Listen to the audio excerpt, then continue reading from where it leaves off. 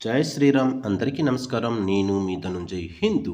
ఈ వీడియో మీకు నచ్చినట్లయితే సబ్స్క్రైబ్ చేసుకోండి. శ్రీకృష్ణుడు పాలించిన ద్వారకా నగరం సముద్రంలో ఎందుకు మునిగిపోయింది? ద్వారకా నగరం అనగానే గుర్తుకు వచ్చేది శ్రీకృష్ణ పరమాత్ముడు.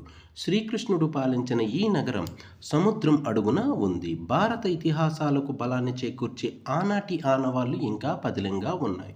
సముద్రంలో ఎందుకు మునిగిపోయిందో తెలుసుకుందాం ఈ వీడియోలో. హిందువులు అతి పవిత్రంగా భావించే 4 ధామాలలో ద్వారకా ఒకటి. ద్వారక అంటే అనేక ద్వారాలు కలది అని అర్థం. వేదవ్యాసుడు రాసిన మహాభారతంలో ద్వారకా నగరాన్ని ద్వారావతిగా పేర్కొన్నారు. ఈ నగరం గుజరాత్లోని పశ్చిమ తీరంలో ఉంది. శ్రీకృష్ణుడు కంసుడును మధురలో సంహరించాడు. దీంతో మగధ రాజైన జరాసంధుడు మధురపై అనేక దండయాత్రలు చేశాడు. దీంతో శ్రీకృష్ణుడు తనతో ఉన్న యాదవులు అందరినీ ద్వారకాకు తరలించాడు. అనంతరం సముద్ర గర్భంలోని దీవుల సమూహాలను కలిపి అద్భుతమైన ద్వారకా నగరాన్ని విశ్వకర్మ సహాయంతో నిర్మించాడు. ద్వారకాను పాలించిన యాదవులను దశరాస్ అంటారు. ద్వారకాలో నివసించిన యాదవ ప్రముఖులు వాసుదేవుడు, శ్రీకృష్ణుడు, బలరాముడు, సాత్యకి, కృతవర్మ, ఉద్ధవుడు, అక్రూరుడు, ఉగ్రసేనుడు మొదలగువారు గోమతీ నదీ తీరములో ప్రణాళికాబద్ధంగా నిర్మించారు. ప్రకృతి సోయిగాలతో నగరం స్వర్గాన్ని తలపించేది. మహాభారత యుద్ధం క్రీస్తుపూర్వం 3138లో జరిగింది. ఆ తర్వాత శ్రీకృష్ణుడు 36 ఏళ్ళు ద్వారకాలో నివసించాడు. యాదవ కులం అంతఃకలహాలతో నశిస్తుందని మహాభారత యుద్ధం తర్వాత శ్రీకృష్ణుడును శపిస్తుంది గాంధారి మాత. యాదవ సామ్రాజ్య పతనం తర్వాత బలరాముడు యోగం ద్వారా దేహాన్ని త్యజించాడు.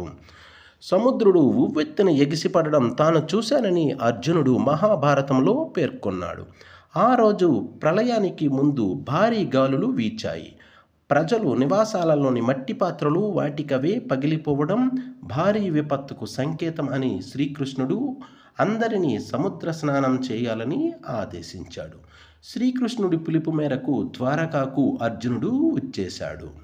మరో వారం రోజుల్లో ద్వారక సముద్రంలో మునిగిపోతుందని, ప్రజలు అందరినీ సురక్షిత ప్రాంతాలకు తరలించాలని సూచించాడు అర్జునుడిని.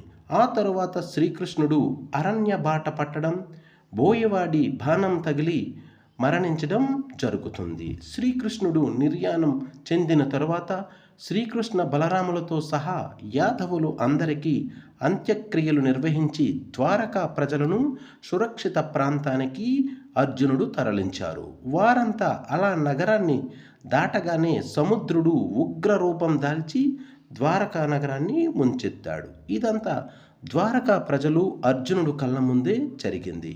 ప్రముఖ ఆర్కియాలజిస్ట్ డాక్టర్ ఎస్ఆర్ రావు ద్వారకా నగరం క్రీస్తుపూర్వం 3150 ఏళ్ల కిందటిదని ఎస్ఆర్ రావు నిర్ధారించారు. ద్వారకా నగరాన్ని శ్రీకృష్ణుడు విశ్వకర్మ సాయంతో నిర్మించారు. ఏది ఏమైనా ఒక మహోన్నత నగరం సముద్రం అడుగున ఇప్పటికీ చెక్కు చెదరకుండా ఉండడం నిజంగా అద్భుతం. జై హింద్, జై శ్రీరామ్, భారత్ మాతకి.